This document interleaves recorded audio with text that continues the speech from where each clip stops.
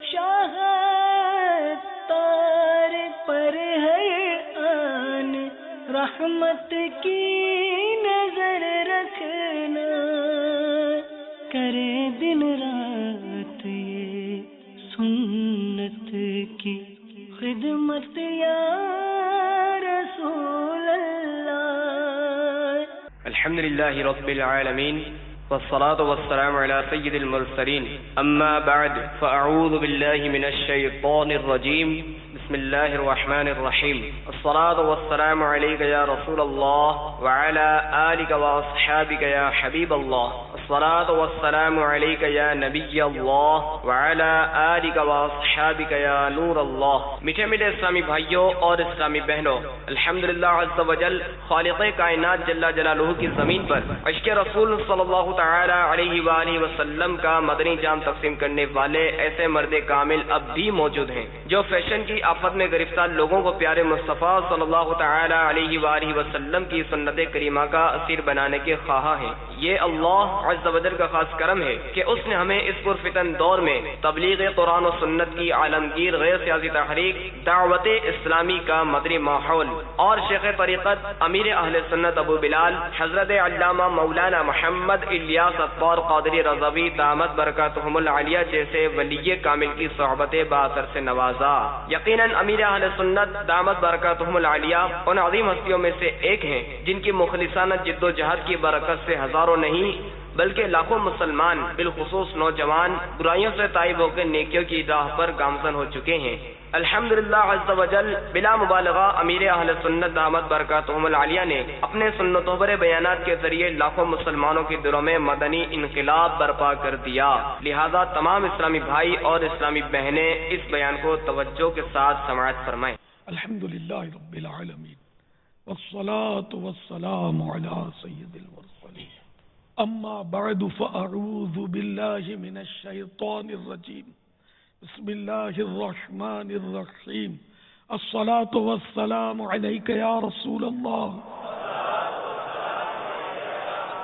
وعلی آلک واصحابک یا حبیب اللہ، الصلاة والسلام علیک یا نبی اللہ وعلی آلک واصحابک یا نور اللہ۔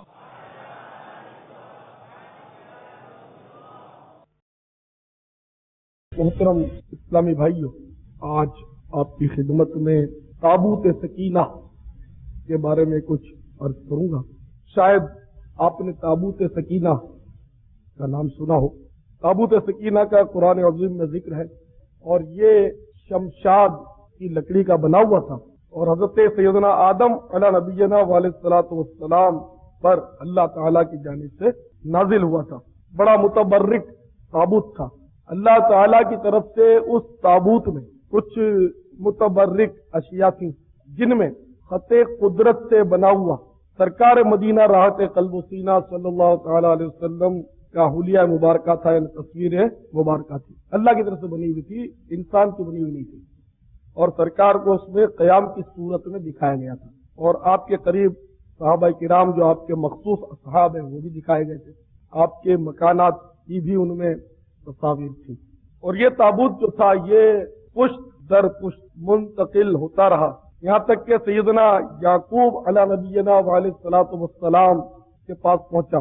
پھر آپ کے بعد آپ کی اولاد بنی اسرائیل میں یہ منتقل ہوا اور یہاں تک حضرت سیدنا موسیٰ کلیم اللہ علیہ نبینا علیہ الصلوۃ والسلام کے پاس وہ آیا۔ یہ تابوت بڑا متبرک اور بڑا ہی مقدس تھا۔ جب بنی اسرائیل جہاد پر جاتے تو اس تابوت کو آگے آگے رکھتے تھے تو وہ ہر جہاد میں کفار پر غلبہ پا لیتے۔ جب آپس میں کوئی جھگڑا ہو جاتا تو اس تابوت کو بیچ میں رکھ دیا جاتا تو وہ تابوت خود فیصلہ کرتا، اس سے آوازیں آتی اور مطلب یعنی کہ جو بھی برسر حق ہوتا اس کی تائید کر دی جاتی۔ جب ان پر کوئی بلا نازل ہوتی، کوئی مصیبت آتی تو اس تابوت کو آگے رکھ کر تابوت کے وسیلے سے بنی اسرائیل جو تھے وہ دعا کرتے اور ان کی دعا قبول ہو جاتی اور وہ بلا جو تھی وہ ٹل جاتی، مصیبت ان کی دور ہو جاتی۔ उस मुतबर्रिक ताबूत में अब सैयदना मूसा अला नबीना वालेहिस्सलातु वस्सलाम ने तौरेत शरीफ की कुछ तख्तियां भी रखी थी, अलवाहे तौरेत, अपने कपड़े मुबारक भी रखे थे, अपनी नालैन शरीफैन भी रखी थी, असाए मुबारका भी उसमें था। और उस ताबूत शरीफ में हजरत सैयदना हारून अला नबीना वालेहिस्सलातु वस्सलाम का इमामा मुबारका भी था, उन्होंने ये भी रखा। तो मूसा अलैहि सलाम अपनी जरूरत की चीजें उसमें रखते थे। यहाँ एक नुक्ता मैं अर्ज करता चलूं, इस ताबूत शरीफ में मूसा अलैहि सलाम पर जो तौरेत मुकद्दस नाजिल हुई, देखिए कुरान भी अल्लाह का कलाम है, तौरेत भी अल्लाह का कलाम, जबूर भी अल्लाह का कलाम, इंजील भी अल्लाह का कलाम है। अल्लाह का कलाम होने में तो मतलब है कि सारा मामला यकसा है, ये भी कलाम है अल्लाह का, वो भी अल्लाह का कलाम है। ये अलग बात है कि तौरेत, इंजील और जबूर शरीफ की जो तालीमात हैं अब मनसूख है, कुरान पर अमल किया जाएगा, उन तालीमात को अब मतलब है कि अमल नहीं किया जाएगा, ये तो मसला है। लेकिन है सब अल्लाह का कलाम। तो उस ताबूत में कंजुल ईमान शरीफ में भी इसकी तफसील है, और फिर कंजुल ईमान शरीफ में मुख्तलिफ तफासिर के हवाले हैं, तफसीर मदारिक, तफसीर खाजिन, तफसीर जलालैन वगैरह के हवाले, कि उस संदूक मुबारक में, उस ताबूत मुकद्दस में तौरेत शरीफ की तख्तियां भी थीं और मूसा अलैहि सलाम के नालैन भी थे। तो यहां अर्ज ये कर रहा हूं कि मूसा अलैहि सलाम के इस्तेमाली नालैन शरीफ, तो कहां मूसा अलैहि सलाम की नालैन अक़दस और कहां नालैन पाके मुस्तफा, दोनों में बड़ा फर्क है। अल्लाह के नबी की नालैन खुदा की कसम मेरे रात के इमाम से अफजल है, कहो यकीनन अल्हम्दुलिल्लाह, आप और मैं और नबी फर्क है या नहीं?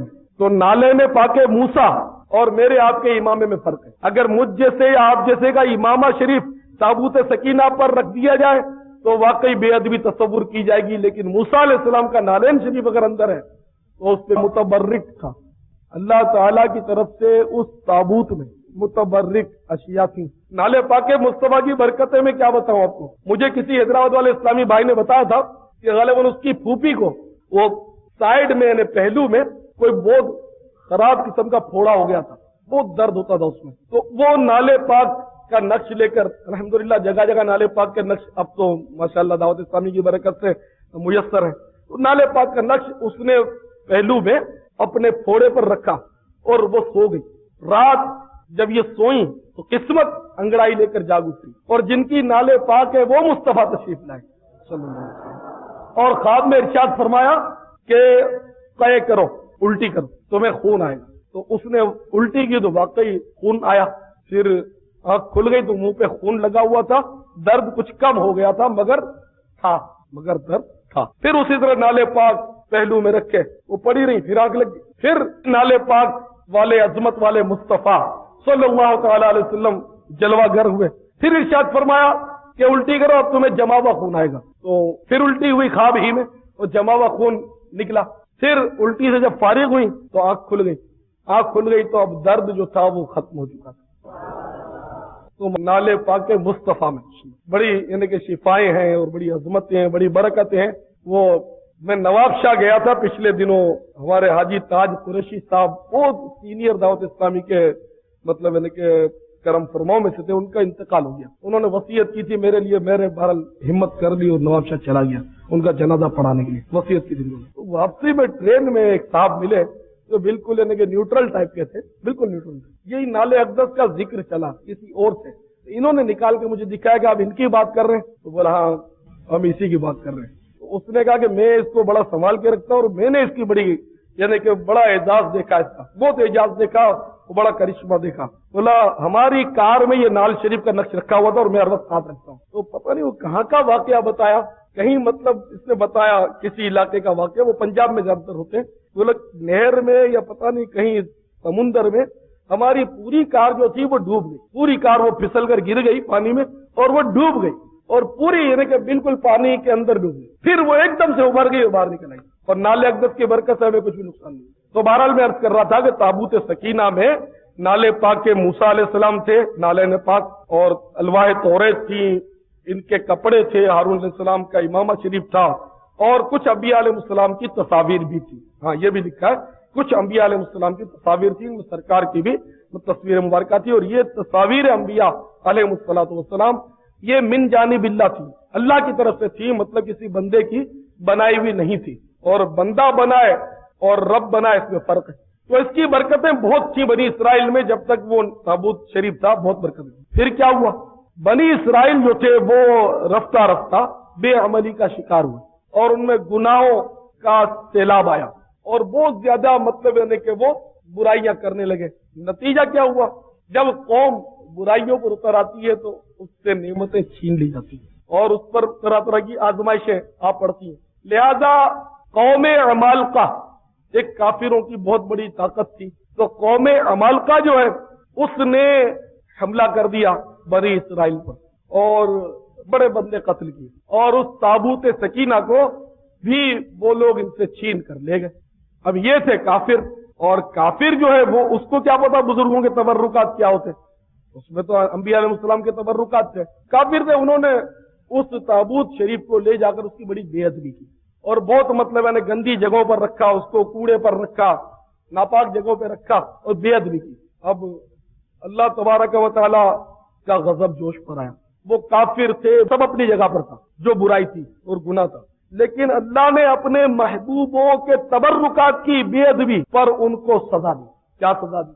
ان پر طرح طرح کی بیماریاں مسلط کر دی گئیں، طرح طرح کی بلائیں اور آفتیں ان پر ٹوٹنا شروع ہوئی، یہاں تک کہ ان کی 5 بستیاں بالکل اجڑ گئی اور تہس نہس ہو گئی۔ اب ان کو احساس ہوا کہ واقعی ہم نے بہت غلط کیا، اس مقدس تابوت کی ہم نے جو توہین کی ہے، اس وجہ سے ہو نہ ہو ہم پر یہ مصیبتیں آئی ہیں، اب کیا کرنا؟ چنانچہ بہم مشورہ کر کے انہوں نے ایک بیل گاڑی پر وہ تابوت سکینہ کو لادا، اور بنی اسرائیل کی بستیوں کی طرف اس کو ہکا دیا، کہ کسی طرح بھی مطلب قریب جا کر اس کو ہکا دیا کہ یہ تابوت واپس بنی اسرائیل کے پاس پہنچ جائے۔ ادھر حضرت سیدنا شموئیل علیہ السلام بنی اسرائیل کے یہ حضرت طالوت رضی اللہ تعالیٰ عنہ کو بادشاہ بنا چکی، مگر قوم جو ہے وہ بادشاہ کو تسلیم کرنے میں پسو پیش کر رہی تھی، اور شرط یہ ٹھہری تھی کہ اگر ہمیں ہمارا کھویا ہوا تابوت سکینہ میسر آ گیا تو ہم اس کی بادشاہت کو تسلیم کر لیں گے۔ یہاں یہ معاملہ ہو رہا تھا، اور وہاں تابوت شریف جو تھا بنی اسرائیل کی بستیوں کی طرف ہانک دیا گیا تھا، اور اللہ تعالیٰ نے اس تابوت کی تعظیم کے لیے 4 فرشتوں کو اتارا، اور ان 4 نورانی فرشتوں نے اپنے پرنور کندھوں پر اس تابوت شریف کو اٹھایا، اور بڑے ادب اور احترام کے ساتھ جا کر حضرت شموئیل علیہ السلام اور طالوت کی خدمت میں پیش کر دیا۔ یہاں تابوت آ گیا، وہاں اس قوم نے بادشاہت طالوت کو تسلیم کر لیا۔ اللہ تبارک و تعالیٰ نے دوسرے پارے کے 16ویں رکوع میں، سورہ بقرہ دوسرا پارہ 16واں رکوع، اس میں اس کا تذکرہ کیا ہے۔ اس کا ترجمہ جو ہے میں کنز الایمان شریف کا آپ کو پیش کروں گا۔ کنز الایمان یہ ترجمہ قرآن اردو کا ترجمہ مجھے یہی پسند ہے، کیونکہ یہ ایک اللہ کے ولی اور عاشق رسول کے قلم سے کیا ہوا ترجمہ ہے۔ کنز الایمان ہر گھر میں ہونا اس کا ضروری ہے، مکتبۃ المدینہ سے آپ کو یہ ہدیے پر مل سکتا ہے۔ اللہ تبارک و تعالی ارشاد فرما رہا ہے، وَقَالَ لَهُمْ نَبِيُّهُمْ إِنَّ آيَةَ مُلْكِهِ أَن يَأْتِيَكُمُ التَّابُوتُ فِيهِ سَكِينَةٌ مِّن رَّبِّكُمْ وَبَقِيَّةٌ مِّمَّا تَرَكَ آلُ مُوسَىٰ وَآلُ هَارُونَ تَحْمِلُهُ الْمَلَائِكَةُ إِنَّ فِي ذَلِكَ لَآيَةً لَكُمْ إِن كُنتُم مُّؤْمِنِينَ۔ اور ان سے ان کے نبی نے فرمایا علیہ السلام، اس کی بادشاہی کی نشانی یہ ہے کہ آئے تمہارے پاس تابوت جس میں تمہارے رب کی طرف سے دلوں کا چین ہے، اور کچھ بچی ہوئی چیزیں ہیں معزز موسیٰ اور معزز ہارون کے ترکے کی، اٹھاتے لائیں گے اسے فرشتے، بے شک اس میں بڑی نشانی ہے تمہارے لیے اگر ایمان رکھتے ہو۔ تو قرآن عظیم میں اس تابوت کا ذکر ہے، اور تفسیر جو میں نے عرض کی وہ تفاسیر میں۔ سکینہ کے معنی सुकून, चैन, दिलों का इत्मीनान। ताबूत सकीना में दिलों का इत्मीनान दिलाने वाला ताबूत। तो मेरे मोहतरम और प्यारे प्यारे इस्लामी भाइयों, इस मुबारक ताबूत की बरकत से हमारे बहुत सारे मसाइल हल हुए जाते हैं कि ताबूत सकीना की बरकत आपके सामने, और कुरान खुद कह रहा है कि इसमें कुछ बची हुई चीजें हैं मुअज्जज मूसा और मुअज्जज हारून के तरके की। तो तफसीरों में यही है कि इससे मुराद आपके कपड़े हैं, नालेन हैं, आपके यानी कि तौरात शरीफ की अलवाह हैं, हारून अलैहिस्सलाम का इमामा है, मूसा अलैहिस्सलाम का आसा है, वगैरह वगैरह। और फिर फरमाया कि उठाते डाएंगे उसे फिरिश्ते। तो पता चला कि अंबिया अलैहिस्सलाम के तबर्रुकात को फिरिश्ते अपने कंधों पर उठाना अपनी सआदत समझ। तो बहरहाल ये कि ताबूत सकीना की बरकत से बहुत सारे इनके मसाइल हल होते थे, इसके वसीले से दुआ कबूल होती थी, इनकी आपस में झगड़े जो थे वो मतलब यानी कि सुलह हो जाती थी इनकी। तो इस तरह मतलब ये कि एक मसला तो ये हल हुआ कि अल्लाह की बारगाह में जब दुआ की जाए तो किसी न किसी मुतबर्रिक चीज का वसीला उसकी बारगाह में पेश करना चाहिए। और सबसे मुतबर्रिक तरीन जो अल्लाह की मखलूक है वो हमारे प्यारे आका मोहम्मद मुस्तफा सल्लल्लाहु तआला अलैहि वसल्लम है। तो सरकार का वसीला दिया जाए, सरकार के मुंह मुबारक का वसीला दिया जाए, पैरान अक़दस का वसीला दिया जाए, इमाम पाक का वसीला दिया जाए, जिस भी निस्बत रखने वाली चीज का वसीला दिया जाए तो दुआ जल्दी कबूल होगी। दूसरा है कि उस बरकत वाली चीज को सामने रखकर अगर दुआ का मौका मिले तो वो ज्यादा बरकत वाली होती है। जैसा कि ताबूत सकीना को सामने रखकर बनी इसराइल जो थे वो दुआ करते थे सामने रखकर। और आपको याद होगा कि सालाना इज्तिमा में मेरी भी कोशिश ये होती है कि मैं सैयदों को करीब रख के दुआ करता हूँ। ना मेरी दुआ में कोई असर है, मेरी तो ऐसे ही बस वो लफ्फाजी होती है। सही बात ये लफ्फाजी होती है, और सैयदों की बरकत से उम्मीद है कि इंशाअल्लाह दुआ कबूल होती है। कि सैयद ये हमारे लिए मुतबर्रिक होता है, मेरे लिए तो बहुत मुतबर्रिक है, और आपके लिए जो भी सैयद है। हाँ, सैयद साहब को ये चाहिए कि वो अल्लाह से डरते रहे और आजिज़ी करें कि कहीं यानी कि ऐसा ना हो कि शैतान उन्हें वरगला दे कि मेरी बहुत इज्जत है, मेरी अजमत है। बल्कि हर सैयद को ये डरना चाहिए अपनी जगह पर कि पता नहीं कि मैं हकीकी सैयद हूं भी या पता नहीं क्या हुआ होगा। डरना चाहिए कि किसी के पास कोई कतई सबूत तो नहीं होता, लेकिन ये कि हमारे लिए ये कि जो अपने आप को सैयद कहे हम आंखें बंद करके मान लें, हमें सवाब मिलेगा, हमें तहकीक की जरूरत नहीं होती। मसला भी यही है कि कोई तबर्रुक अगर किसी बुजुर्ग का पता चले कि ये तबर्रुक है तो इसकी तहकीक की इन्हें के उलमा फरमाते कोई जरूरत नहीं, उसको तबर्रुक तस्लीम कर लिया जाए। अगर कोई झूठ बोलता भी है तो उसका गुनाह उसके सर पर है। अब क्योंकि ऐसी लेबोरेटरी तो होती नहीं है कि जिस पर परखा जाए, है ना, कि भाई ये तबर्रुक है या नहीं। तो इसलिए मतलब ये कि मेरी कोशिश भी ये होती है बड़े इज्तिमात में, ये कोशिश होती है कि सादात किराम को आगे लाऊं। हालांकि मेरी और इंतजामिया जो होती है हमारी, इसमें इख्तिलाफ रहता है हमारा इस मामले में। वो लोग बड़ी सेटिंग करते हैं मेरी हिफाजत की कि मतलब मुझे कोई मतलब है ना कि गोली ना मार दे, मुझे कुछ तकलीफ ना पहुंचा दे। तो वो बड़ा मतलब इन लोगों ने सेटिंग रखी होती है, और मैं इनके सारे मतलब इंतजाम पर आखिरी वक्त में पानी फेर देता हूँ और सैयदों को बुला लेता हूँ। अब ये कि अल्लाह ताला हमारी हिफाजत कर रहा है, इसमें कोई शक भी नहीं है कि हिफाजत का इंतजाम कोई गुनाह नहीं है। जो मदीने पाक की हाजिरी से मुशर्रफ हुए और मस्जिद नबवी शरीफ में जिन्होंने मखसूस मकामात की जियारत की हो, उन्हें ये शायद याद होगा कि वहाँ एक मतलब यानी कि मकाम है उस्तवानतुल हर्स। बहरहाल गालिबन उस्तवानतुल हर्स उसी जगह पर बना हुआ सुकून कि जहाँ हजरत अली करमल्लाहु वजहुल करीम सरकार मदीना सल्लल्लाहु तआला अलैहि वसल्लम जब हुजरे पाक में होते तो बाहर मतलब पहरा दिया करते थे। तो ये कि ये कोई सुन्नत से तारुज नहीं है, पहरा देना सुन्नत के खिलाफ नहीं है, हिफाजत करना जायज है, अपना कोई मसला नहीं। लेकिन मैं अपनी बात कर रहा हूँ कि मैं सैयदों को बुला लेता हूँ आपको याद दिलाने के लिए। तो इस तरह मतलब कोई मुतबर्रिक शे जो है वो आगे रखकर अगर दुआ की जाए तो दुआ जल्दी कबूल होती है। आपको शायद ये वाकया मालूम होगा कि हजरत महमूद गजनवी रहमतुल्लाह तआला अलैह ने जब सोमनाथ पर हमला किया, सोमनाथ जो था वो मतलब फतेह नहीं हो रहा था, तो इनके पास अल्लाह के वली हजरत सैयदना अबुल हसन खिरकानी रहमतुल्लाह तआला अलैह का जुब्बा शरीफ था, पहरान अक़दस कुर्ता मुबारक ये मौजूद था। तो उन्होंने उस कुर्ते को निकाला, कुर्ते को निकालकर कुर्ते को सामने रखा और अल्लाह से दुआ की कि या अल्लाह ये तेरे एक वली अबुल हसन खिरकानी का कुर्ता है, तो इसकी बरकत से इसके वसीले से ہمیں سومنات پر فتح عطا فرما، اور پھر جب حملہ کیا تو سومنات فتح ہو گیا۔ تو مقبولیت کی گھڑیاں ہوتی ہیں۔ تو بہرحال یہ کہ میرے محترم اسلامی بھائیوں اور پیارے پیارے دیوانوں، پتہ یہ چلا کہ جب بھی دعا مانگی جائے تو کوشش یہ ہو کہ کوئی نہ کوئی متبرک جگہ ہو، جیسے کہ امام اہل سنت اعلی حضرت عظیم البرکت عظیم المرتبت مولانا شاہ احمد رضا خان علیہ رحمت الرحمان کے والد ماجد رئیس المتکلمین مولانا نقی علی خان رحمت اللہ تعالی علیہ نے ایک کتاب لکھی ہے احسن البیاء لآداب الدعاء، دعاؤں کے آداب پر۔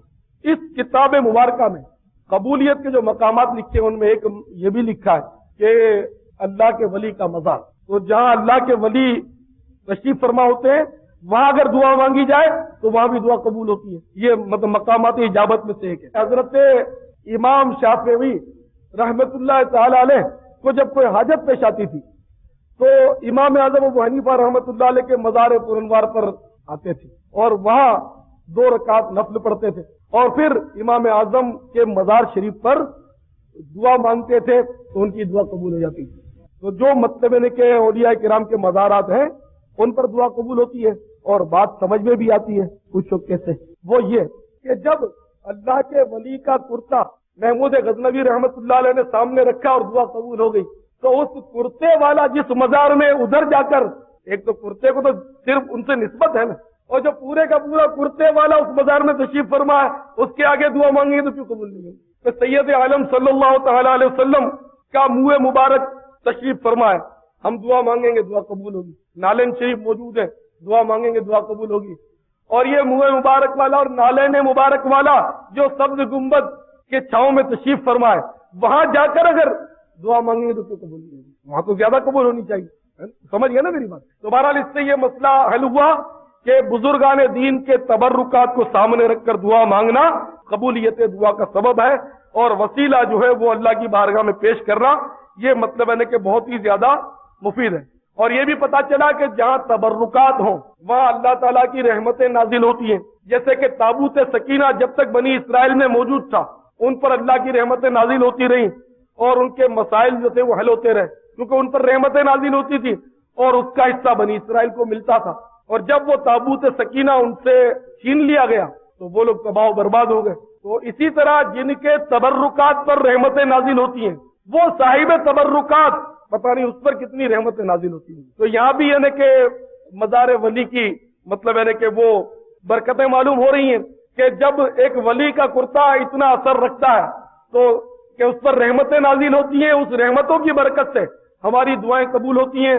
تو وہ پورے کا پورا ولی جب مزار شریف میں تشریف فرما ہو تو اس پر مطلب رحمتیں کیوں نازل نہیں ہوں گی، اور اس کی رحمتوں سے ہمیں کچھ حصہ کیوں نہیں ملے گا؟ اور جو برکت والی تبرکات جو ہوتے ہیں وہ مطلب یعنی کہ اس کو قرآن نے سکینہ کہا، یعنی کہ مطلب سکون قلب جس سے حاصل ہو۔ اور اس میں یہ بھی بتایا کہ موسیٰ علیہ السلام اور ہارون علیہ السلام کی کچھ بچی ہوئی چیزیں جو قرآن میں الفاظ یہ کہ پتہ چلا کہ تبرکات سے اہل ایمان کو سکون ملتا ہے، اہل ایمان کو سکون ملتا ہے۔ جب ہم منہ مبارک کی زیارت کرتے ہیں تو ہمیں سکون ملتا ہے، ہم مدینے کی زیارت کرتے ہیں ہمیں سکون ملتا ہے، ہم خاک مدینہ کی زیارت کرتے ہیں ہمیں سکون ملتا ہے، ہم کھجور مدینہ کی زیارت کرتے ہیں ہمیں سکون ملتا ہے۔ ارے جو آنکھیں مدینہ دیکھ آتی ہیں ان آنکھوں کو دیکھتے ہیں ہمیں سکون ملتا ہے۔ تو یہ کہ مطلب ہے کہ نسبت کی ساری باتیں ہیں۔ اور جو ان تبرکات کی توہین کرتا ہے ان پر مصائب و آلام کے پہاڑ ٹوٹتے ہیں۔ یہ بھی ثابت ہوا کہ تابوت سکینہ کی قدر کفار عمالقہ نے نہیں کی اور ان لوگوں نے اس کو گندی جگہ پر رکھ دیا۔ تو اس پر جو کچھ ان پر مصیبتیں نازل ہوئی وہ آپ نے بھی سنا کہ ان کی 5 بستیاں جو تھیں وہ تباہ و برباد کر دی گئی، اور طرح طرح کی بیماریاں، مصیبتیں، بلائیں، آفتیں ان پر مطلب ہے کہ برسنے لگی۔ اور پھر ان کو احساس ہوا، تو کافر جیسے کافر کو بھی بالآخر یہ احساس ہوا کہ بزرگان دین کے تبرکات اہمیت رکھتے ہیں۔ جبھی تو تابوت سکینہ کو ضائع کرنے کے بجائے ان کافروں نے بنی اسرائیل کی طرف ہانک دیا۔ یہ بھی بہت بڑی بات ہے کہ ان کافروں کو بھی بالآخر سمجھ آ گئی کہ انبیاء علیہ السلام کے تبرکات جو ہیں یہ مطلب اہمیت رکھتے ہیں۔ تو اگر کوئی ان تبرکات کی توہین کرے، ان کی اہمیت کو نہ سمجھے تو وہ پھر ان کافروں سے بھی سوچ میں ظاہر کے پیچھے ہو گیا۔ اور ایک جو بہت بڑی بات تھی وہ یہ تھی کہ جب بنی اسرائیل میں گناہ شروع ہو گئے اور نافرمانیاں حد سے تجاوز کر گئیں تو ان سے تابوت سکینہ چھین لیا گیا، دشمن نے ان پر حملہ کر دیا، وہ لے گیا۔ تو اس سے یہ پتہ چلا کہ جب کوئی قوم نافرمانیاں کرتی ہے، گناہ کرتی ہے، تو پھر ان سے اللہ تعالیٰ کی نعمتیں جو ہیں وہ چھین لی جاتی ہیں۔ جیسے تابوت سکینہ، یہ اللہ تعالیٰ کی بہت بڑی نعمت تھی، جسے مطلب بنی اسرائیل سے نافرمانیوں کی سزا کے طور پر چھین لیا گیا۔ تو میرے محترم اور پیارے پیارے اسلامی بھائیوں، اب آئیے اپنے اس دور کی طرف کہ اس دور میں نافرمانیاں حد سے تجاوز کر گئی۔ آپ بتائیے کمی رہ کے آ گئی، ایسی کون سی برائی ہے جو آج مسلمانوں میں نہیں پائی جاتی؟ تو جب برائیاں نافرمانیاں بڑھتی ہیں، نعمتیں چھین لی جاتی ہیں۔ تو یہی حال اب مسلمانوں کا نظر آ رہا ہے کہ ان سے بھی نعمتیں چھین لی جاتی ہیں۔ مثال کے طور پر حوصلہ، مردانگی، یہ نعمت ہم سے چھین لی گئی، آج یہ نعمت ختم۔ حوصلہ نہیں ہے، مردانگی نہیں ہے، ہاں باتیں ہیں۔ مروت اور غیرت جو تھی وہ رخصت ہو گئی، بالکل رخصت ہو گئی۔ غیرت اور مروت کا یہ حال ہو گیا اب بدقسمتی سے کہ جوان بیٹی کو مطلب یعنی کہ باپ بے پردہ لے کر نکلتا ہے، شوہر اپنی جوان بیوی کو بے پردہ لے کر نکلتا ہے، اس کو ذرہ برابر غیرت نہیں آتی، اس کو یعنی کہ لوگ اس کو گھورتے ہیں، تاکتے ہیں، دھکا مارتے ہیں۔ اس بے غیرت باپ کو یا مطلب یعنی بے غیرت شوہر کو بالکل احساس نہیں ہوتا، بلکہ اس کی بیوی، شوہر کی بیوی اس کے سامنے غیر مردوں سے ہنس ہنس کر بات کرتی ہے، بالکل فریلی وہ گفتگو کرتی ہے، لیکن اس کو کوئی احساس نہیں۔ اس کے گھر میں غیر مرد آتا ہے جاتا ہے، اب وہ چاہے چوکیدار کی صورت میں ہو، چاہے کار کے ڈرائیور کی صورت میں ہو، یا مطلب وہ کسی طرح کے کاریگر کی صورت میں ہو، یا وہ کسی صورت میں اس کے عزیز یا رشتہ دار کی صورت میں ہو، وہ جو کچھ بھی ہو، لیکن باپ کو یا شوہر کو اب بالکل اس کا احساس نہیں ہوتا کہ یہ کیا ہو رہا ہے، اس کو بالکل پتہ نہیں۔ سامنے اس کے ٹی وی رکھا ہوتا ہے، اس میں عجیب عجیب سین وہ دیکھتا ہے، جوان لڑکی جوان لڑکے آپس میں بہت کچھ کر رہے ہوتے، لیکن وہ اس کو دیکھتا ہے، اپنی بیٹی کو بہو کو ساتھ بٹھا کر دیکھتا ہے، اور اس کو ذرہ برابر یہ غیرت نہیں آتی کہ یہ میں کر کیا رہا ہوں۔ اس کو اپنی اولاد کو ورثے میں بھی وہ یہی دیے جا رہا ہے۔ انگلینڈ سے ایک مجھے خط آیا ہے، ہمارے انگلینڈ کے ایک مبلغ ہیں، وہاں بیان وغیرہ کرتے ہیں، وہ انہوں نے مجھے خط لکھا ہے، بڑا دل خراش خط لکھا ہے وہاں کے حالات پر۔ جذبہ ان کا بہت اچھا، وہ وہاں بس چاہتے ہیں کہ وہاں بہت کام ہو۔ انہوں نے لکھا ہے مجھے کہ وہ میرے پاس، وہ اٹک میں رہتے تھے، جب آتے تھے میرے پاس صرف ملنے کے لیے اٹک سے وہ میرے پاس آتے تھے کراچی، کبھی کبھی آ جاتے تھے اٹک سے صرف ملنے کے لیے، 1-2 روز یا 3 روز رہ کر وہ چلے جاتے تھے کراچی۔ اب وہ انگلینڈ میں آتے تھے، تو انہوں نے ایک سندھ کا واقعہ لکھا ہے مجھے، یہاں گلزار عید کے اجتماع بھی انہوں نے اٹینڈ کیے ہیں، انہوں نے مجھے لکھا ہے کہ آپ اس کو اگر مناسب سمجھیں تو دعوت اسلامی کے اجتماع میں گلزار عید میں بیان کر۔ بڑا عجیب و غریب واقعہ ہے، انہوں نے لکھا ہے، بادشاہ ہے ماشاء اللہ، کہ سندھ میں کوئی بزرگ مطلب ہیں، وہ ہے گوشہ نشین ٹائپ کے، لائٹ میں نہیں، لوگوں کی بکریاں چراتے ہیں، کسی نے ٹکڑا دے دیا کھا لیا، ورنہ پانی پی کر پڑے رہے، اور رات کو عبادت کرتے رہے، دن کو بکریاں چراتے رہے، اس ٹائپ کے بزرگ ہیں، عوام اس کو پہچان نہیں پاتے۔ اس بزرگ نے مطلب بتایا کہ ایک رات میں جب اپنے مشاغل میں تھا تو میرا دل نہیں لگ رہا تھا، میری عبادت میں دل نہیں لگ رہا تھا، تو میں چلا گیا قبرستان،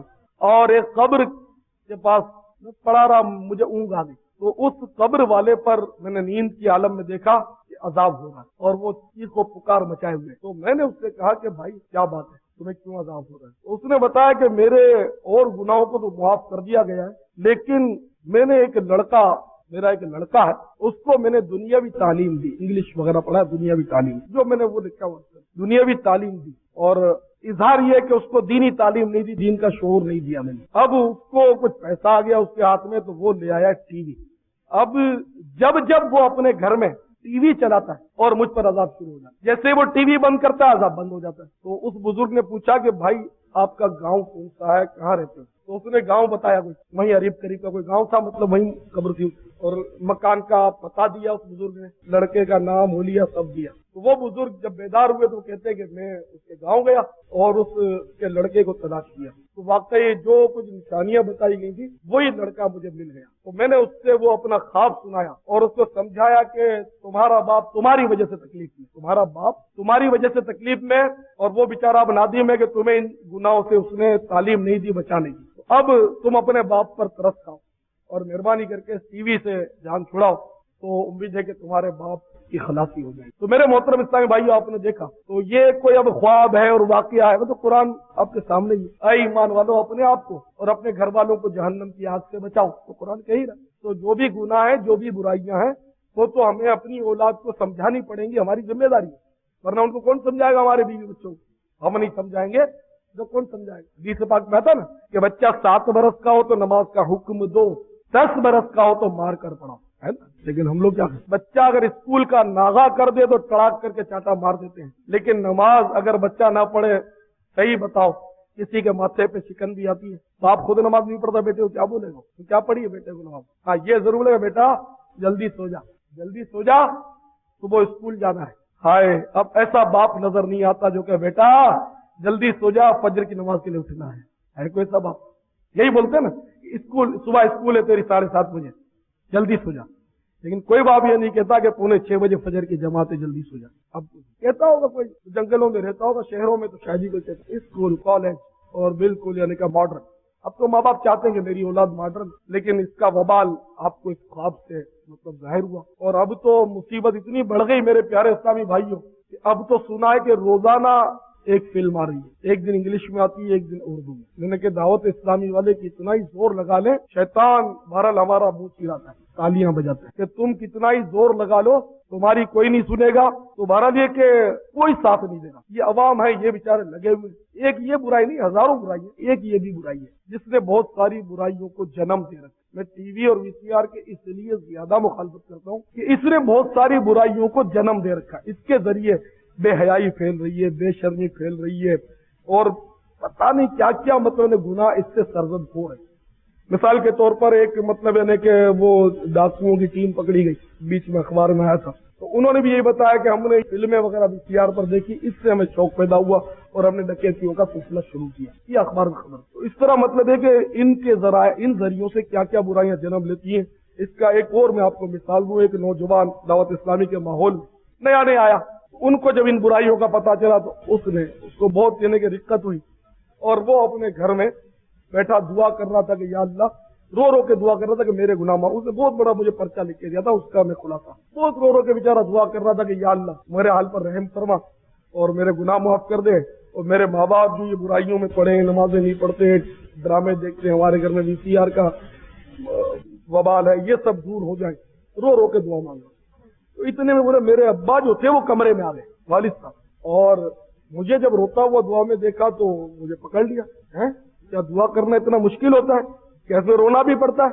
इस तरह मुझे डांटा। तो अब्बा को पता ही नहीं था कि रोकर दुआ मांगी भी जाती है, तो मुझे डांटा। और टीवी उस वक्त घर में चल रहा था, तो टीवी पर जबरदस्ती घसीट कर मेरा वालिद के दीन इतना सख्त नहीं है और इस्लाम में बड़ी छूट है, खुदा है। जैसे आजकल के ये डेढ़ होशियार किस्म के लोग ये फलसफे जानते हैं, लेकिन ज्यादा अगर इनसे उलझो ना तो फिर कुफरियात बकते हुए ऐसे जाहिलों को देर नहीं लगती, जो ज्यादा पढ़े लिखे होते इस किस्म के लोग तो बहुत देर होशियारी करते हो, पता नहीं क्या क्या बकते हो। तो वो मतलब बहरहाल इस तरह उसको पकड़ के फुसला कर तड़ी देकर बोला कि मुझे टीवी पे लाके बिठा दिया कि कोई ऐसी बात नहीं है, समझे, इतनी कोई सख्ती नहीं है इस्लाम में, वो लाके बिठा दिया। अब मैं नाचार मजबूर, माहौल में याद आवत इस्लामी, चोट तो बहुत खाई थी, कहाँ रो रहा था, कहाँ टीवी पे लाके उसी वक्त बिठा दिया। तो अब वो टीवी पहले तो देखते ही थे, तो फिर वो देखी। अब चूंकि उम्र भी अब ऐसा मतलब यहाँ अक्सरियत जो है वो शबाब है जवानी। तो मैंने जब वो टीवी देखा तो उसमें पता नहीं क्या मतलब ड्रामा आ रहा था, कौन सा सीन आ रहा था, आप समझिए। वो चाट लग गई, बर्बाद करना शुरू किया, और मुझे शोर नहीं कि मैं क्या कर रहा हूँ, ये गलत है या गुनाह है। फिर बाद में पता चला कि ये तो गुनाह है। और अब उसने लिखा था कि मैं इस दोराए पर खड़ा हूँ कि अब मैं शादी के काबिल नहीं हूँ, मेरा कोई इलाज कर। तो ये एक लड़का बर्बाद नहीं हुआ, ऐसे कई कैसे तकरीबन नौजवान जो है इस तरह की बुराइयों में मुलव्वस है। यानी कि मुझे ऐसा लगता है कि हर दूसरा नौजवान शायद इन बुराइयों में मुलव्वस। इतनी बुराइयां आम हो गई, तो इस तरह की बेहयाई के सीन देखकर बेपर्दियां बाजारों में खुंडी नंगे सर औरतों का फिरना करना, कॉलेज में औरतों की, लड़कियों की ये लाइनें और ये रोडों पर लाइनें, और इस तरह के सीन देखकर, इस तरह के मनाजिर देखकर नौजवान खराब हो रहा है। और शादी माँ बाप कराते नहीं, सीधी बात है, वो तो आपको पता ही है।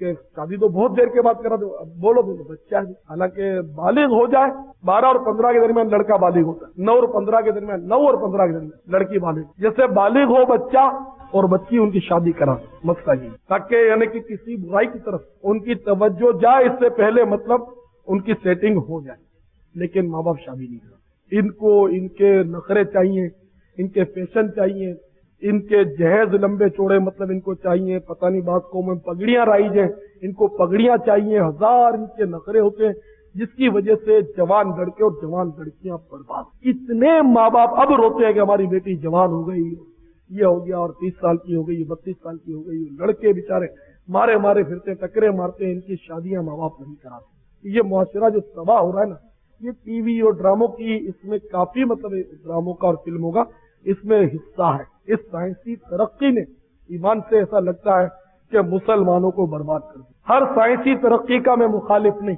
ہر بات میں، لیکن یہ تو سائنسی ایجاد ہے نا، ان ایجادوں نے تو واقعی تباہ و برباد کر دیا اور معاشرے کو کہیں کا نہیں چھوڑا۔ ایک الیاس قادری کیا کرے گا، دعوت اسلامی کے یہ مطلب ہے گنے چنے مبلغ بیچارے کیا کریں گے، ان کے گھروں میں تو چلتی نہیں، مبلغ بیچارہ کیا کرے؟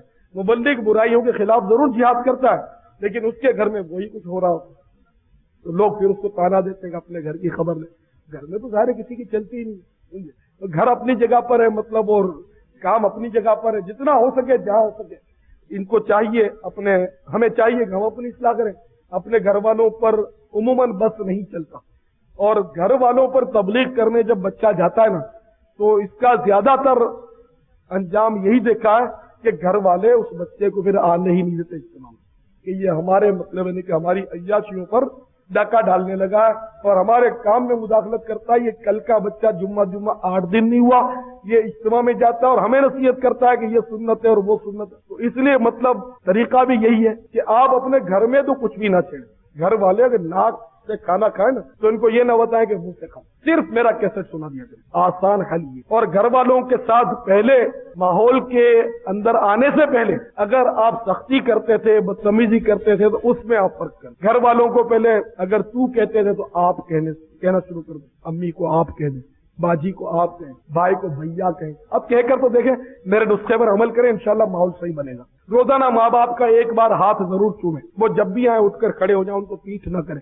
یہ تعظیم مستحب ہے والدین کی، ثواب کا کام ہے۔ تو اب والدین کی تعظیم کریں، ان کا ادب کریں۔ پہلے ہاں کہہ کر جواب دیتے تھے تو اب جی کہہ کر جواب دیں، تو پھر انشاءاللہ یہ سوچیں گے کہ ہمارا بیٹا جو ہے یہ اچھی جگہ جا رہا ہے، پہلے یہ اس طرح نہیں کرتا تھا جس طرح ابھی ہمارے ساتھ مطلب ادب کرتا ہے، تو انشاءاللہ اس کا بڑا فرق ہوگا۔ آپ کچھ بھی ماں باپ کو نہیں کہیں، میں نے کہا نا ناک سے کھاتے ہیں، ان کو یہ نہیں بتائیں گے منہ سے کھاؤ، ان کو ناک سے ہی کھانا، لیکن آپ ان کا ادب کرنا شروع کر دو تو وہ خود ہی انشاءاللہ آپ کی طرف مائل ہوں گے۔ کیسے تھے جب سنیں گے انشاءاللہ آپ کا ماحول جو ہے گھر میں انشاءاللہ مدنی ماحول بن جائے گا۔ اور آپ جو جا کے اڑی کرتے نا بے پردگی حرام ہے، آپ کی نہیں، پھر ہوتا ہی ہے کہ آپ کو توڑ پھوڑ دیتے ہیں مار مار۔ اپنا کردار جو ہے وہ گھر والوں پر آپ مطلب کہ روشن کریں، اور مطلب ان کو ڈانٹ ڈپٹ اور جھاڑ جھڑک کی بجائے پیار سے مطلب سلوک کریں، سمجھائیں کچھ بھی نہیں، صرف آپ ان سے پیار کریں، ان کا ادب کریں، ان کی تعظیم کریں، انشاءاللہ وہ خود بخود مدنی ماحول بننے کے لیے رائے ہموار ہو جائیں گے۔ ورنہ یاد رکھو اگر آپ نے تیکھا پن کیا تو چڑچڑاپن کا مظاہرہ کیا گھر میں تو آپ کہو گے نا رات ہے تو گھر والے کہیں گے دن ہے، وہ مانیں گے۔ اور اگر آپ نے اپنا لوہا منوا لیا ان کو اپنے کردار سے، اپنے خشوع اور خضوع سے، تو آپ رات کو دن کہیں گے تو بھی وہ مانیں گے۔ ایک مثال ہے، وہ تو مبالغہ کر رہا ہوں مبالغے کے ساتھ، تو یہ آپ کے ہاتھ میں ہے کہ اپنے گھر کا ماحول آپ کس طرح بنا۔ چھوٹے بچے کو آپ تو کہیں گے تو وہ بھی آپ کو تو کہے گا، آپ اس کو آپ کہیں گے، تو اس لیے آپس میں بھی ممکن ہو تو ایک دوسرے کو آپ ہی کہنا چاہیے، بے تکلفی جو ہے اس کو ختم کیا جائے، ایک دوسرے کو آپ سے آپ بات کریں گے تو انشاءاللہ اگلا بھی آپ کو آپ کہے۔ اب آپ کسی کو تو کریں اور آپ امید رکھیں کہ وہ آپ کو آپ کہے تو یہ بہت کوشش کریں، انشاءاللہ آپ اپنے ارد گرد کا ماحول درست کریں گے، مسائل آپ سے خود ہی حل ہو جائیں گے انشاءاللہ۔ اللہ تعالیٰ ہمارے حال زار پر رحم و کرم فرمائے، اور اللہ تعالیٰ تابوت سکینہ کے صدقے میں ہم پر سکینہ اتارے، اطمینان اتارے۔ سیدی اتارا سیدی اتارا سیدی اتارا سیدی اتارا سیدی اتارا سیدی اتارا بولو سیدی اتارا سیدی اتارا بولو سیدی اتارا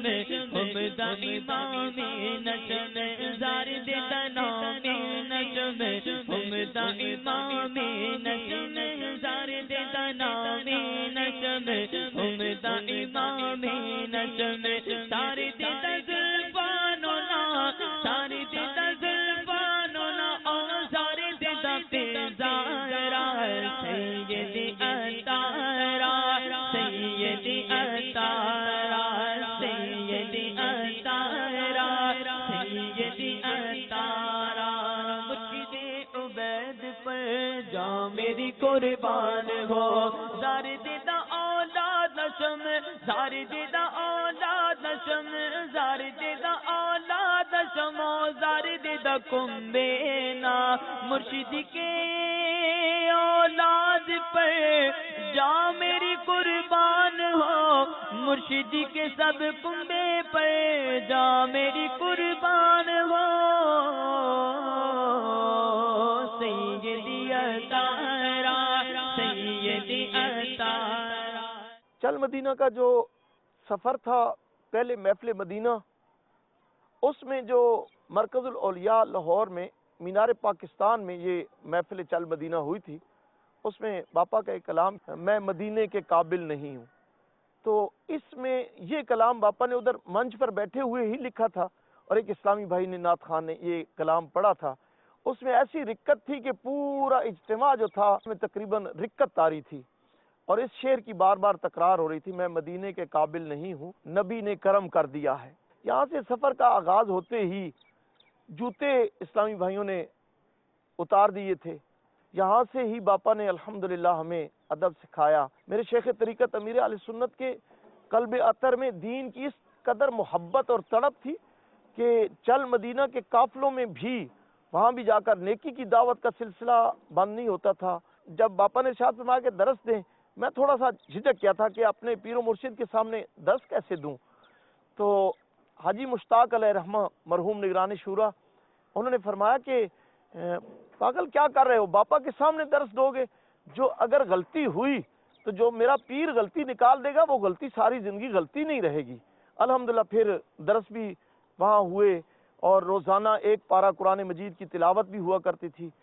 آپ کی نانی جان کے انتقال کی خبر دی.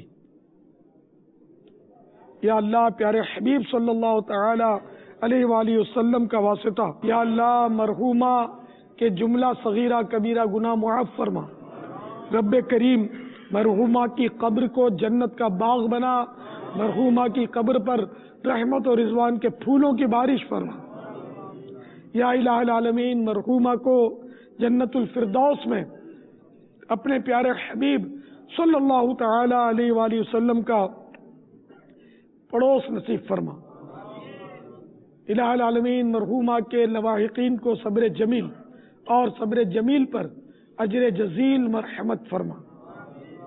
آمین بجاہ النبی الامین صلی اللہ تعالی علیہ وآلہ وسلم. ہمارے امیر اہل سنت محسن اہل سنت علامہ محمد الیاس قادری صاحب حفیظہ اللہ، اللہ تعالیٰ انہیں مزید ہمت اور توفیق عطا فرمائے، اور اس ادارے کے ساتھ ان کا جو تعلق ہے، جو دلی تعلق اور ان کی جو شفقت، ان کی جو محبتیں ہیں، بلکہ پوری عوام اہل سنت کے ساتھ ان کی جو محبتیں اور شفقتیں ہیں، ہم سب دعا گو ہیں کہ اللہ تعالیٰ انہیں مزید خضری حیاتی نصیب فرمائے اور ان کا سایہ عوام اہل سنت اور علماء اہل سنت پر تا دیر قائم اور دائم فرمائے.